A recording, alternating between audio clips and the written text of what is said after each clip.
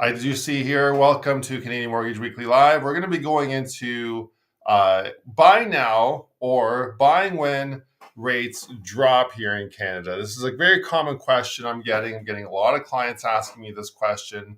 It seems that a lot of people have different opinions as well, which is also causing a little bit of an issue across just having a consensus about what's going on. But essentially, I want to go into, is it better to buy now when rates are still higher, or is it better to buy when rates drop? And that's going to be uh, totally up to you. But if you're waiting and you're ready to buy now, it's going to be a good episode for you to dive into, because I'm going to be putting together some numbers for us. And then if you're interested in these numbers, I'm going to be putting them into a spreadsheet. And you can just send me a message afterwards, and I'll share this spreadsheet with you, and you can use it for your own personal use as well. There'll be some formulas in here you can play with, but essentially it's going to be a spreadsheet comparing buy now versus buying later. And I'm going to be doing this across 4 different categories as well, everyone. I'm going to be doing this across first-time buyer, which is the 500,000 price range. So that's like a new just like a resale condo in Toronto. You can get something really affordable for 500,000 in some markets in Toronto. You can look at a second-time buyer as well, which is going to be the 750,000 range. We're going to be looking at the $1 million range, which is, to me, considered sort of the move up buyer. You've been in that second home now for a few years. It's time to move up. Maybe your family's gotten a little bigger, and that's 1 million. And then we're going to be looking at the luxury buyer, which is around the $1.5 million mark. This is not representative of Toronto, but it's more representative of small town Canada. I'm in Aurelia, which is surrounded by other communities like Barrie, Ontario, and Midland, Ontario, as well as Bradford, Ontario, sort of in that Simcoe County area, Innisfil. So let's get right into this here. We're going to be covering off, is it better to buy now versus later? So first I wanted to look at, is it better to buy now versus later in regards to the rate? So the rate will be about 5.5%. You can probably get a little bit lower, maybe in the 5% range if you have really good credit and you want to get an insured mortgage. But say if you're buying and you have average credit and you're getting an uninsured mortgage, you're going to be getting about 5.5% on that money right now. And that's today's rate.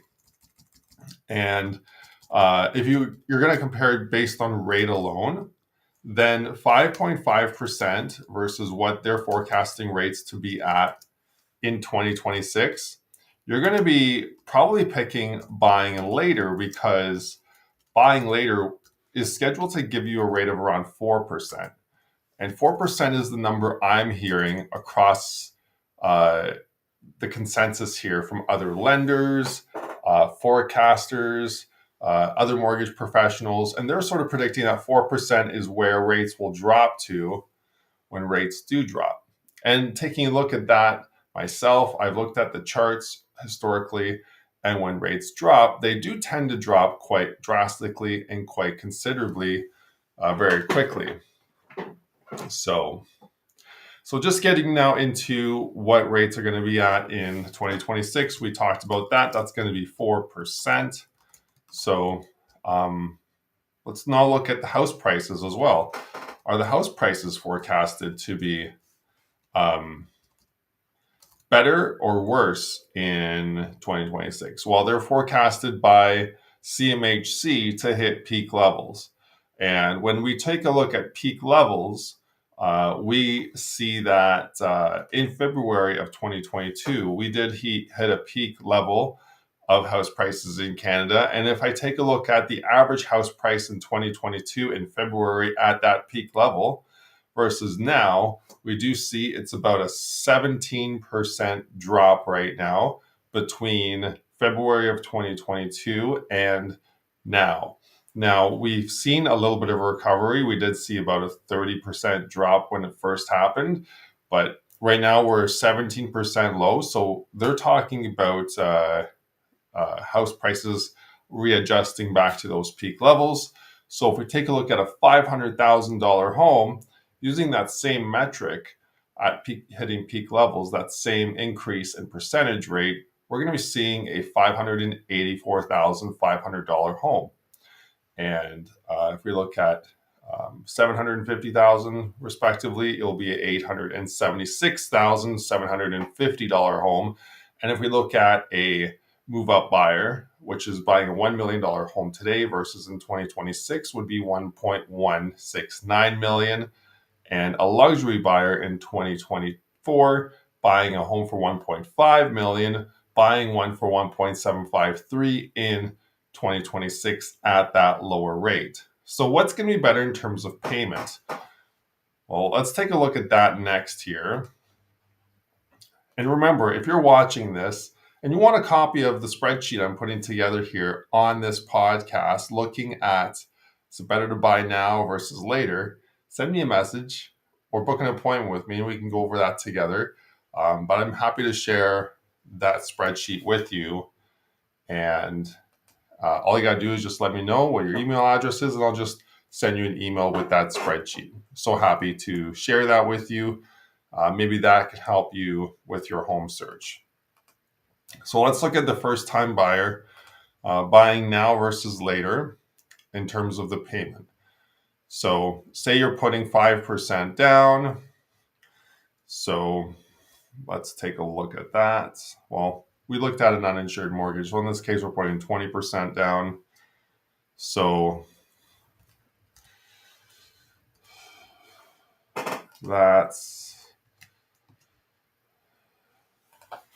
so the mortgage will be $400,000 for the first time home buyer. And at 5.5%, that gives a biweekly payment of $1,126 and a monthly payment of $2,442. Now, the equity in 5 years, that's sort of where I wanted to see next, is if you're paying this off in 5 years, what is your total payments going to add up to? And what's your balance going to be at? And the balance will be down to $356,749. So you've paid off about almost $45,000 worth of principal there. So that's great. That's great. Mortgage in 5. So as I mentioned, if you want a copy of these numbers, let me know. I'm happy to send them to you. We can send that to you and you can have those numbers in your inbox so you can compare them on your own terms. So 5.5%, you're going to be looking at monthly payment on a $500,000 entry-level home of $2,442 or biweekly $1,126. And equity in 5 years, you're going to have $43,250 additional built-up equity in 5 years, and that's using a 25-year mortgage. Now let's look at what that will look like at 4%. So at 4%, and that this is the interest rate that is scheduled to come down to in 2026 by a lot of mortgage professionals, a lot of people just that are in the industry. So monthly 2105, I'm already seeing a $300 reduction, but am I taking into account the additional mortgage? Let's take a look at that here. Down payment.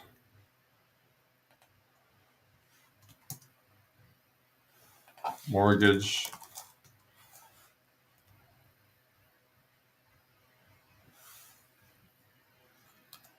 One sec, guys.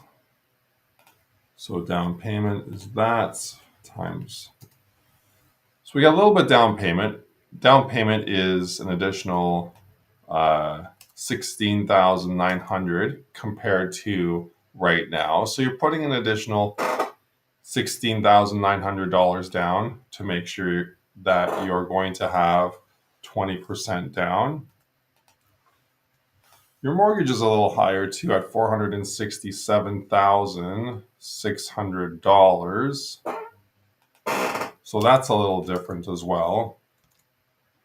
So something to be concerned about there. But let's look at the equity in 5 years. So if your mortgage is $467,600,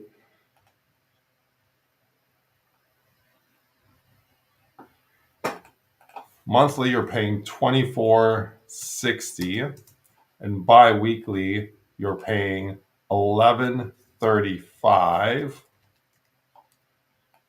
And then in 5 years, you've paid down the mortgage to $407.65, which leaves you with an amount of equity.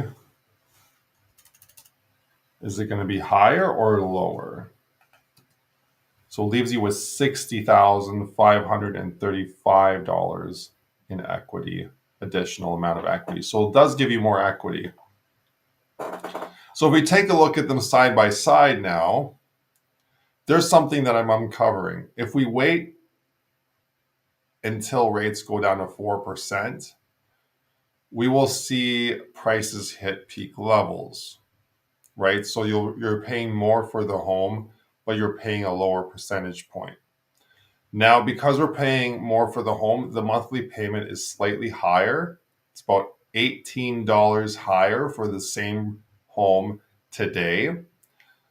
However, in the 5-year time frame using the 4%, even though the rates are lower and the monthly payment is higher and you're paying more for the home, you're actually building more equity in the next 5 years of $60,535 versus $43,250 at the higher interest rate.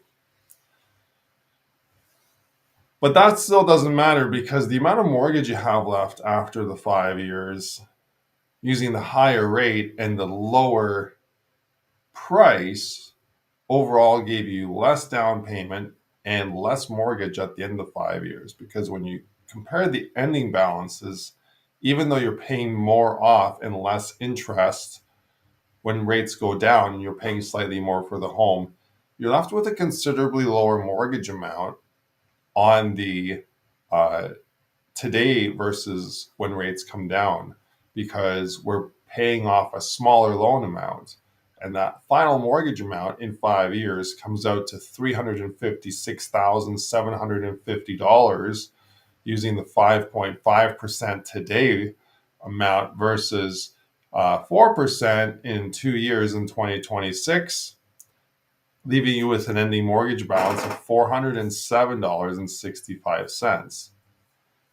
So waiting until rates drop, you will pay less interest, but you will have to pay more principal off, and you'll have to pay more principal off because houses will be more and you'll have a higher loan balance.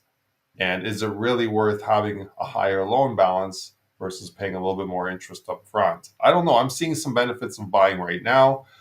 Let's take a look at the second time buyer now. This would be buying a $750,000 home. Let's see if I get the same results using the second time buyer $750,000 price range home. This in my market can get you a entry level detached home, and one that can either get you in the market with some improvements needed, or an older dated home that doesn't really need any that just really needs maintenance, ongoing maintenance, but is dated. All right, so taking a look at $750,000, if we're looking at a down payment on that, 20% down, 150,000 versus buying when rates drop, your down payment then will be about $25,000 higher because of the higher purchase price at $175,350. The mortgage amount required today for a $750,000 home would be $600,000. And the mortgage required in 2 years, if we wait until rates drop, will be a little higher at $701,400, representing an over $101,000 increase in the mortgage amount required to get into the housing market. Now let's look at the payments. A $600,000 mortgage for a house today at 5.5% with a 20% down bi-weekly would run you a payment of $1,689. If you're looking at a monthly payment, you're looking at $36.63. If you think these are high payments, they are, because payments have gone up because interest rates have gone up. And there's a lot of people buying homes these days paying this amount and not really saying anything about it. So the equity in 5 years, well, your mortgage is actually down to $535,124.92, which leaves you with an additional $64,875 in equity. Okay, let's take a look at buying in 2 years now. What's the monthly? 4%, but your mortgage is slightly higher. So your monthly will be $36.90, which represents a $27 increase to versus buying now at the higher interest rate. Bi-weekly, you're looking at $17.02, and that represents a $23 bi-weekly increase versus buying now. What's your equity in 5 years if you bought in 2 years when rates go down to about 4%? You pay down your mortgage to $610,595.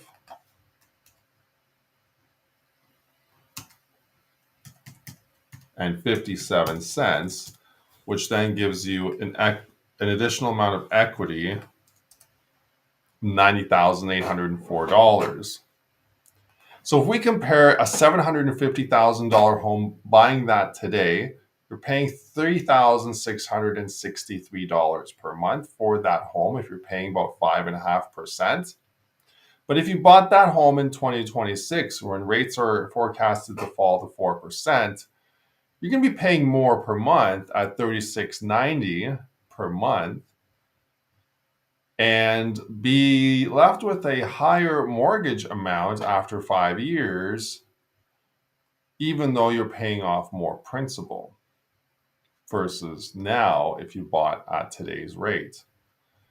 So it's really a worse situation in both the first-time buyer price range, which is the $500,000 price range, and a more magnified difference on the second-time buyer price range.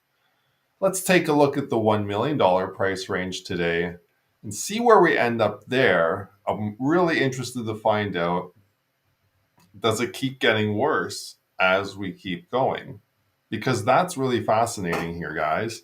And if you're just joining me now, if you want a copy of my spreadsheet, send me an email or a note on Facebook or something like that, Twitter, TikTok, wherever you're watching. I'd be happy to send you a copy of the spreadsheet that I'm using to make these numbers come together here today. We've looked at a $500,000 home, a $750,000 home. Now let's take a look at a $1 million home, buying that today versus when rates drop in 2026. So buying a $1 million home today would require a down payment of $200,000, which represents 20%. If you bought a home in 2026 when rates dropped to 4%, you're looking at paying a little bit more for the home because rates have come down. And CMHC is forecasting that home prices hit peak levels again of 2022 levels. So using that metric, you're spending more for the home and more for the down payment, which is now $233,800. So an additional $33,800 on that down payment. Okay. If your down payment is that much more, that leaves you with a mortgage amount of $935,000, $935,200 if you're buying later. But buying now leaves you with a mortgage amount of $800,000. So a mortgage amount of over $100,000 more if you're buying later. So that is a concern right away, because even if you're paying less money on the interest, you're still going to be paying way more of the principal off and spending way more time spending money paying that principal off. Let's take a look at the mortgage amounts and see how the payments stack up. So buying now a mortgage of $800,000 for a $1 million property of 5.5%. Bi-weekly, it's running you $22.51. Monthly, that's running us $48.84. If we look at 5.5% versus 4%, 4% would give us a monthly payment of $42.09 at $800,000, which would be a less monthly payment. However, we have to factor in a higher mortgage amount of $935,200 because of the higher purchase amount that we're paying, because house prices have hit their peaks. So at 4% for a higher mortgage amount, we're paying $4,920 monthly, versus bi-weekly is going to be $22.69. Wow. So already I'm seeing huge differences in the prices, the percentages, but the difference in now versus later is starting to come closer together. It's not as different as it was before in the lower price ranges. The spread seems lower, but let's keep looking at it here. Let's look at what the equity amount and mortgage amount remaining is in 5 years. If we take a look at a monthly payment, if we take a look at 5 years at an interest rate of 4%, you're left with a balance of $814, $128.28, which leaves you with an additional amount of equity, additional $121,071.70 worth of equity. You've paid off essentially this much of your mortgage. Fantastic. Let's see how much equity you build at 5.5% and see what your ending loan value would be there. So after 5 years, your loan is actually a lower amount than at the lower interest rate. This is because we're spending less money on the house when rates are higher. Keep that in mind.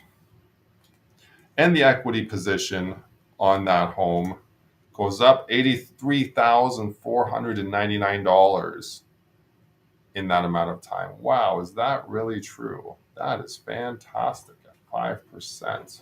Wow. However, you're still paying more on the interest rate,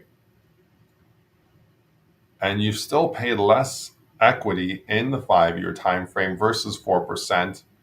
However, you are left with a smaller loan amount, $716,500 versus $814,128 in 2 years. So what we've seen now so far, if you're just joining me today, right now, is that in all three scenarios, first-time buyer, $500,000 price range, $750,000 price range, which is the second-time buyer, and then the move-up buyer, which is the $1 million price range. If we buy today at 5.5%, we're paying less money for the home, and we're ending up with a lower balance of the ending mortgage balance for that home in 5 years versus the one person that is buying in 2 years when rates fall because they're paying more for the home, consequently getting a higher loan balance. And then because of the higher loan balance, having to pay off more principal to kind of catch up to that other person that bought today at the higher interest rate and at the lower loan balance. So there's a lot of factors to consider when evaluating whether or not, as a home buyer or a home seller, that is it better for you to buy now or buy later. But there's one thing for sure, and that is that I always recommend having the lowest amount of outstanding debt as possible to live a satisfying life full of joy. You don't want to be ever crushed and crumbled by the amount of debt burden you have. So simply by following the rule of trying to end up with as little debt as possible and using as little money as possible to achieve your goals, buying today actually makes smarter sense if we take a look at the CMHC article saying that home prices will hit peak levels in 2026 as fact. And if that's the case, spending a little bit less money on the house today, but a little bit more money on the interest today, would still get your loan payments paid and give you a lower loan amount in 5 years compared to if you waited. So a lot of uncertainty in this world, and there's a lot of uncertainty if rates will actually fall in 5 years or in 2 years in 2026. And also in 5 years from then, who knows where rates will be after that point. One thing's for certain, buying today will give you a lower loan balance at the end of 5 years versus buying in 2 years when rates come down and house prices peak again. So if you're making the smart decision and want to get things started today so you're ready to go, and when I say ready to go on any home that you see on the market, make sure you book an appointment with me using the link in the video description below, where you can actually book the time in my calendar for a 5-minute call. We can have a quick conversation as to where you're at. That can help you determine your maximum mortgage amount.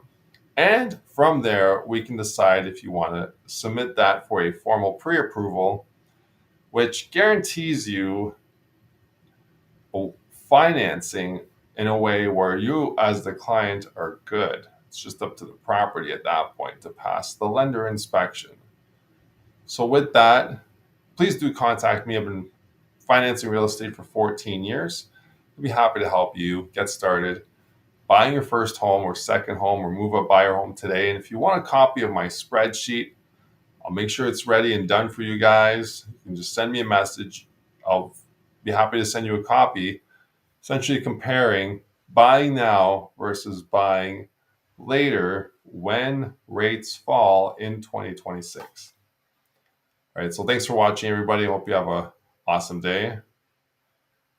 And this has been episode 177 of Canadian Mortgage.